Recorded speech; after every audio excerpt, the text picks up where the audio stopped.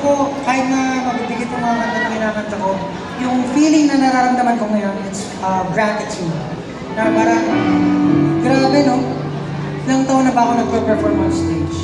Although usually may kasama po akong apat na magagaling din, matalentado na performer. Wow, kala ko apat na ba, no? Alam niyo kung bakit ito sasabi? Nandiyan kasi sila eh. Ayaw lang din ako. Pero ayun, kahit pa paano yung mag-heal natin, I know, kahit may uncertainty, patuloy lang tayo lumalaban. Yes. Yun talaga yung usad. Yung usad, gusto ko na siya i-perform eh. Kasi hindi ko naman tayo, malapit na tayo matapos. Pagbagal si Paglo. Pagbagal si Paglo.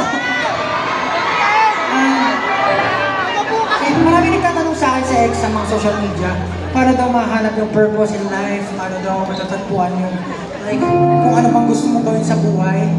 I feel, and sometimes yung iba nagtatanong din, at parang wala daw nangyayari na sa buhay nila kahit anong ginagawa. Ako, I believe, naniniwala ako. Lahat ng mga detours na yan, lahat ng mga, like siguro, mga dead ends, mga pinagdadaan natin, mga hindi natin na talagang ginugusto pero kailangan natin gawin, lahat yan kailangan natin. Parang pinaprepare tayo ni Lord para sa pagsalok ng biyaya na uulan sa atin. Amen! Kailangan mo yun, kailangan mag-training. Kasi sabi nga lang, when it rains, it pours.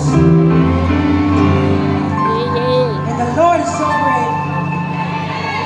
Ay, paulan ng biyaya.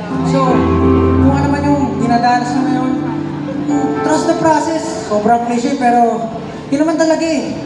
Kala nyo walang pinapupuntahan yung mga pinagpapaguran nyo, pinagpupuyakan nyo. Lahat yan may papupuntahan. Nilaledi lang kayo ni Lord sa totoo yung gift. And dito sa usan, yun yung gusto ko sabihin. Okay. Sige, sabihin na natin.